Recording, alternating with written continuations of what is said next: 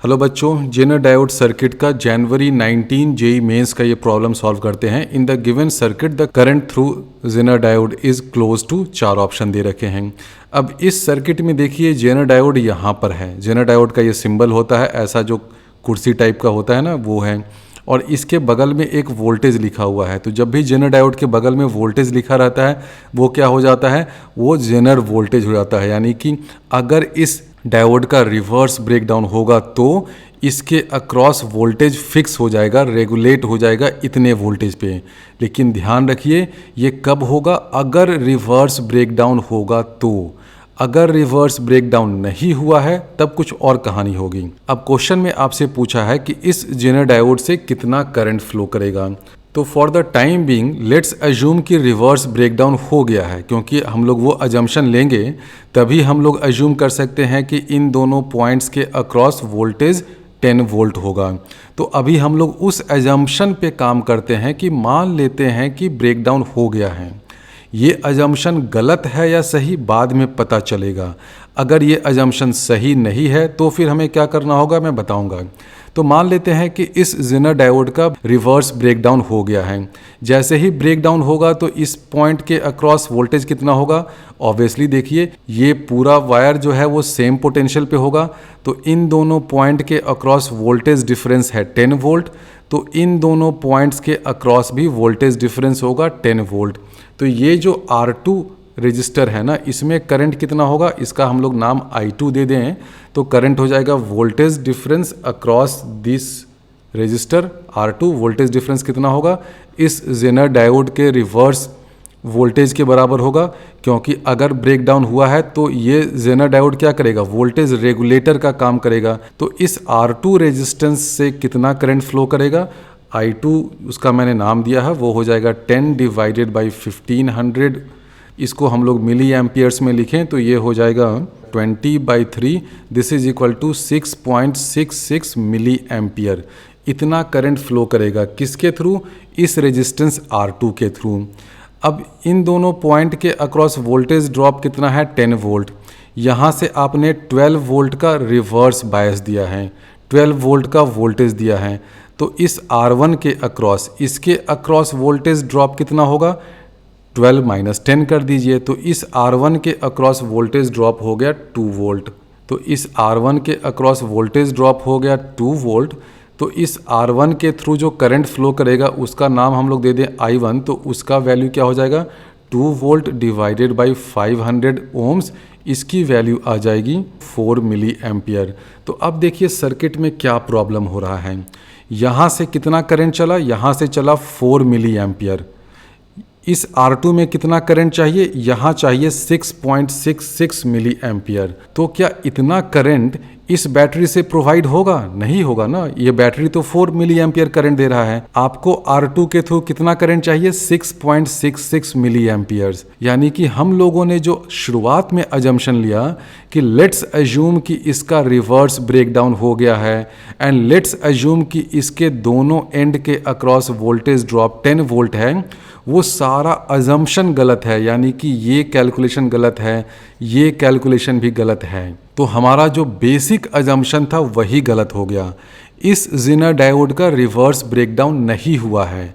और अगर किसी जेनर डायोड का रिवर्स ब्रेकडाउन नहीं हुआ है, इसका मतलब उसमें रिवर्स करंट कितना फ्लो करेगा, negligible amount of reverse current flow करता है, जिसको ड्रिफ्ट करंट या रिवर्स सैचुरेशन करंट भी बोलते हैं। और उसका वैल्यू ऑलमोस्ट क्लोज टू 0 होता है। तो आंसर हो गया 0.0 मिली एम्पियर। देखिए क्वेश्चन में भी आपसे पूछा है the current through zener diode is close to, exact नहीं पूछा है क्योंकि इसकी एग्जैक्ट वैल्यू तो ड्रिफ्ट करंट वगैरह पे डिपेंड करती है, वो कुछ 1 या 2 माइक्रो एम्पियर्स हो सकती है। तो आंसर हो गया 0 मिली एम्पियर। तो इस क्वेश्चन में पेच यही था, ट्रिक यही था कि आपको आइडेंटिफाई करना था कि ये जो जेनर डायोड है ना, इसका रिवर्स ब्रेकडाउन हुआ है या नहीं हुआ है। तो जब भी आपको सर्किट में कोई जेनर डायोड मिल जाए तो आंख मूंद करके मत अज्यूम कर लीजिए कि रिवर्स ब्रेकडाउन तो हुआ ही होगा और इसके दोनों एंड के अक्रॉस तो वोल्टेज ड्रॉप जो है वो जेनर वोल्टेज के बराबर ही होगा। हम लोग वो अजम्पशन लेते हैं और जनरली वो अजम्पशन सही भी हो जाता है, क्योंकि जेनर डायोड पूछ भी तभी होती है, उसकी यूटिलिटी ही तभी है कि अगर वो रिवर्स ब्रेकडाउन हो जाए और वोल्टेज रेगुलेटर जैसा काम करें।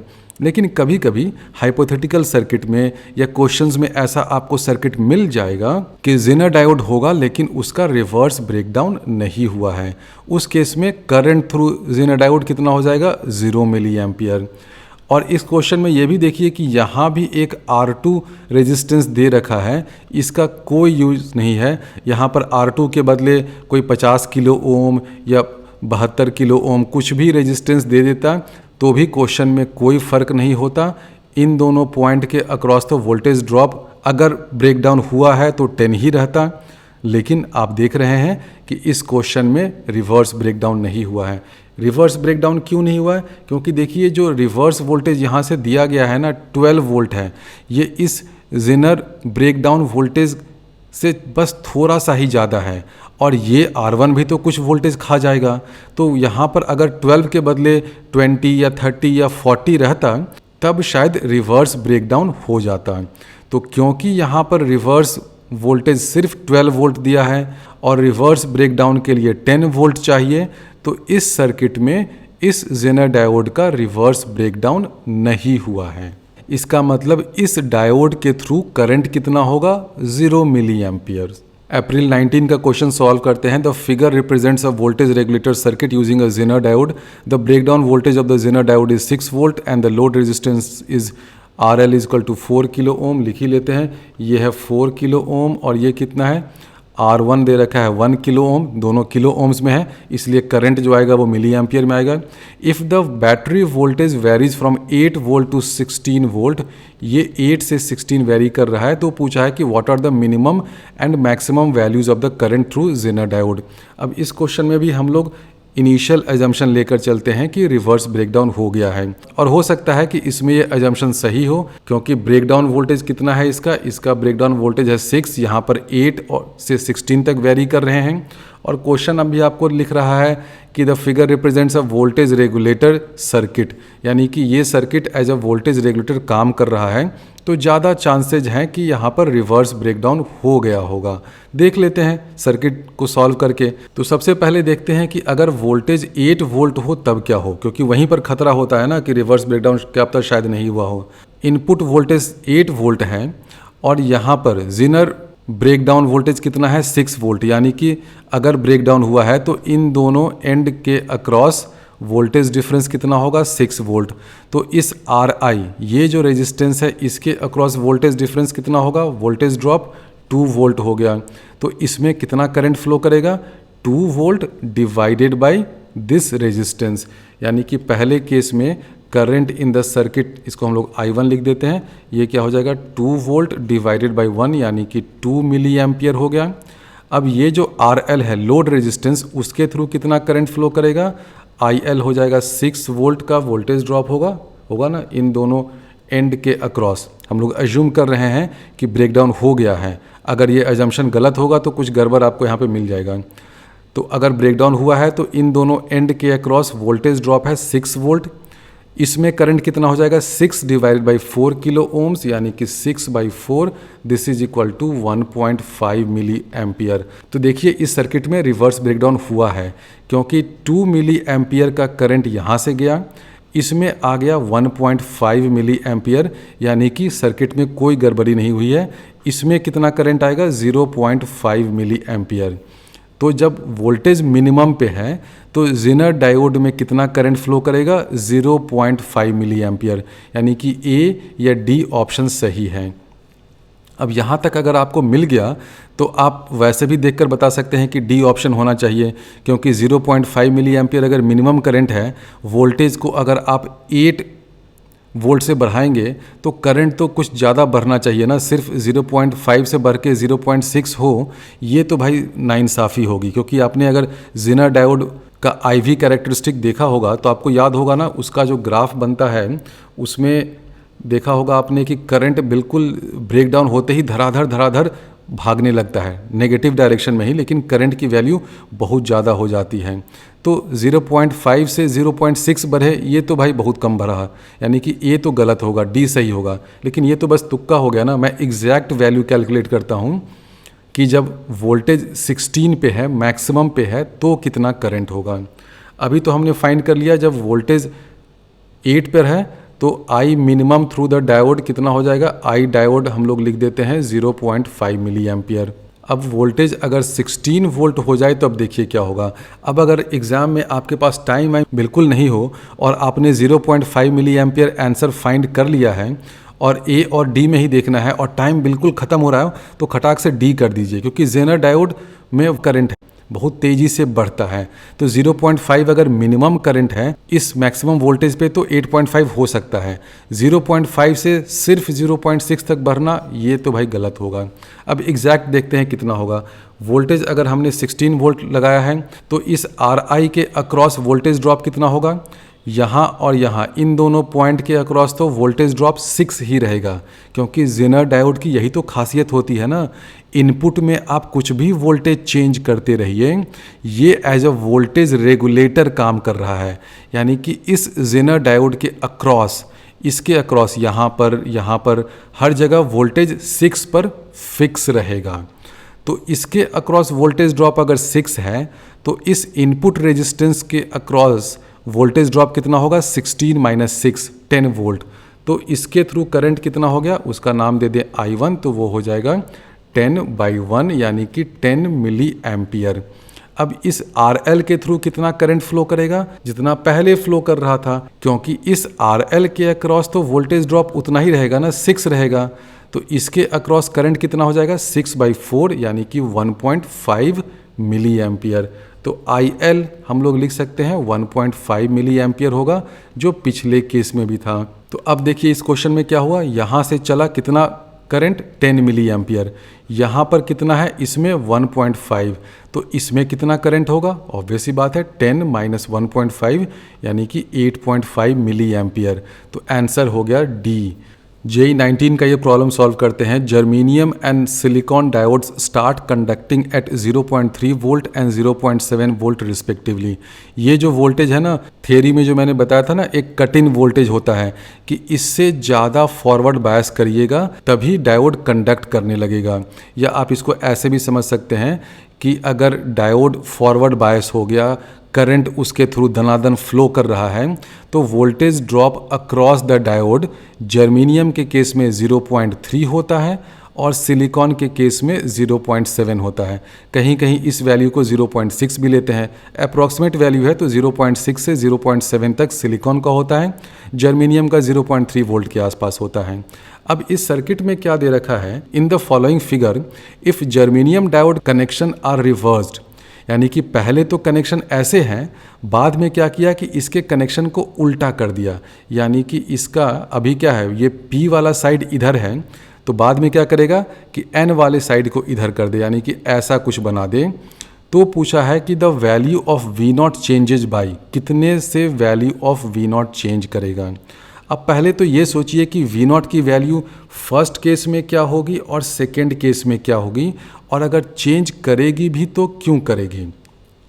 फर्स्ट केस का मतलब यह है कि जैसा सर्किट आपको क्वेश्चन में दे रखा है, इस सर्किट में आप देख रहे हैं कि यहाँ से हम लोग 12 वोल्ट का पॉजिटिव वोल्टेज दे रहे हैं, यानी कि ये डायोड फॉरवर्ड बायस होगा, ये डायोड भी फॉरवर्ड बायस होगा।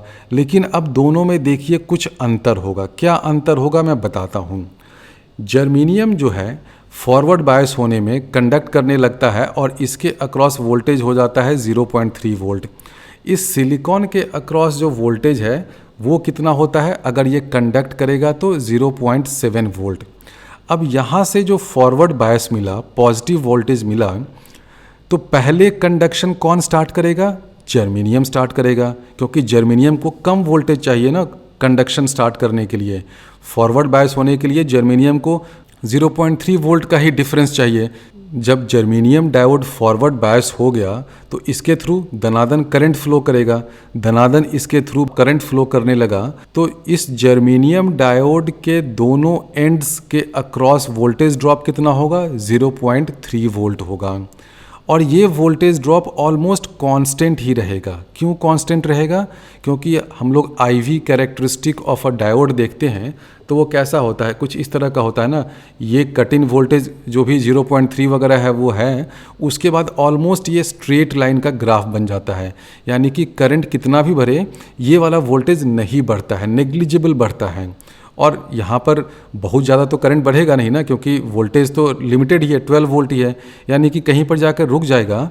और ये जर्मेनियम जो डायोड है इसके दोनों एंड के अक्रॉस वोल्टेज डिफरेंस कितना रहेगा? 0.3 रहेगा। तो 0.3 होने से क्या होगा, इन दोनों एंड के अक्रॉस वोल्टेज डिफरेंस हो गया कितना? ये 0.3 वोल्ट। और करंट इसमें से फ्लो कर रहा है, तो करंट को तो रास्ता मिल गया। अब ये जो सिलिकॉन डायोड है बेचारा ये बैठा बैठा टुकुर टुकुर देख रहा है कि भाई मैं भी कंडक्शन स्टार्ट करूं, मेरे थ्रू भी करंट जाए। लेकिन उसके लिए सिलिकॉन के केस में क्या चाहिए? 0.7 वोल्ट का डिफरेंस होना चाहिए। अब ये जो जर्मेनियम डायोड है इन दोनों एंड के अक्रॉस वोल्टेज डिफरेंस उतना होने ही नहीं देगा, क्योंकि ये जर्मेनियम बोलेगा कि वोल्टेज बढ़ाने की ज़रूरत क्या है, आपको करंट ही पास करना है ना, मैं रास्ता तो दे रहा हूँ, यहाँ से करंट निकला इधर जा रहा है, पूरा सर्किट कंप्लीट हो रहा है। तो ये जर्मेनियम डायोड करंट के लिए रास्ता देता रहेगा।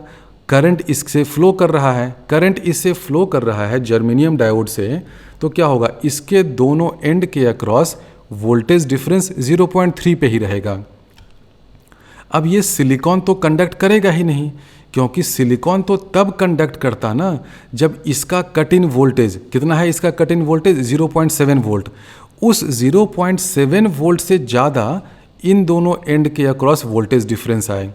उस 0.7 वाली वैल्यू को ये जर्मेनियम पहुंचने ही नहीं दे रहा है, क्योंकि जर्मेनियम ने क्या किया, अपने दोनों एंड के अक्रॉस वोल्टेज डिफरेंस को 0.3 पे फिक्स कर दिया कि भाई 0.3 हो गया, मेरा तो काम बन गया, मेरा काम बन गया, मैं अपने थ्रू आपके करंट को फ्लो करा रहा हूँ, चुपचाप से करंट फ्लो कराते रहो। तो इस जर्मेनियम के दोनों एंड के अक्रॉस वोल्टेज डिफरेंस 0.3 हो गया, और बेचारा सिलिकॉन जो है वो मारा जा रहा है, क्योंकि इसके भी दोनों एंड क्या है, यहीं पर हैं। तो यहाँ पर अगर वोल्टेज डिफरेंस 0.3 है तो यहाँ पे भी इन दोनों पॉइंट के अक्रॉस भी वोल्टेज डिफरेंस 0.3 पे ही रहेगा, 0.3 पे ही रहेगा, यानी कि ये बेचारा तो कंडक्ट कर ही नहीं पाएगा, यानी कि 0.7 तक तो पहुँचने की बात ही नहीं आई। यानी कि फर्स्ट केस में इन दोनों पॉइंट्स के अक्रॉस वोल्टेज ड्रॉप कितना हुआ, 0.3 वोल्ट। तो V0 की वैल्यू क्या हो जाएगी फर्स्ट केस में, 12 वोल्ट माइनस 0.3। तो फर्स्ट केस में हम लोग लिख सकते हैं V0 इन फर्स्ट केस, इसलिए मैं यहाँ पे 1 कर देता हूँ, 1 को थोड़ा सा पास लिख दें कि V0 इन फर्स्ट केस कितना हो गया, 12 माइनस 0.3 यानी कि 11.7 वोल्ट। इसको समझ लीजिए, बहुत से बच्चे इस चीज़ में, इस क्वेश्चन में यही उलझ गए थे कि अरे यहाँ तो 0.3 वोल्ट है, इसके अक्रॉस तो ड्रॉप होगा 0.7 वोल्ट, तो यहाँ पर हम लोग कितना लें, 12 माइनस 0.7 करें या 12 माइनस 0.3 करें, क्योंकि उनको तो लगता है कि सिलिकॉन भी फॉरवर्ड बायस है। यहाँ से देखिए positive terminal of the battery इस सिलिकॉन के P को कनेक्ट कर रहा है, वो ठीक है, लेकिन होगा क्या इस क्वेश्चन में कि इस जर्मेनियम के कारण दोनों एंड के अक्रॉस वोल्टेज ड्रॉप 0.3 पे ही रहेगा।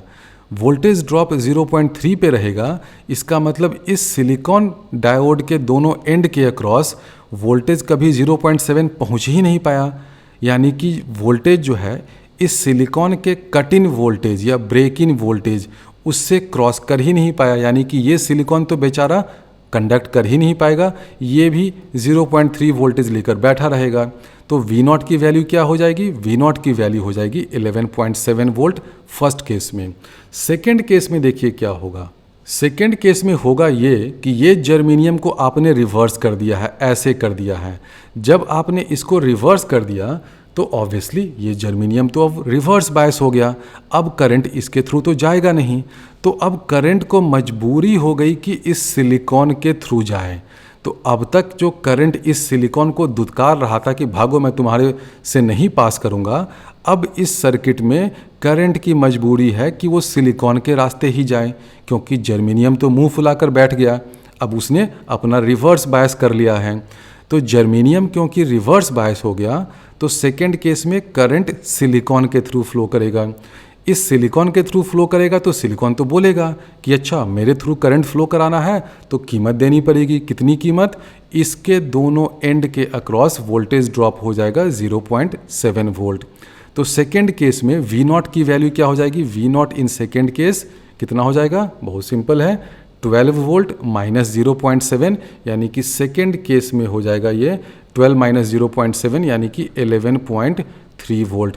तो देखिए क्वेश्चन में आपसे क्या पूछा था कि फर्स्ट केस और सेकेंड केस में the value of V0 changes by, कितने से चेंज करेगा?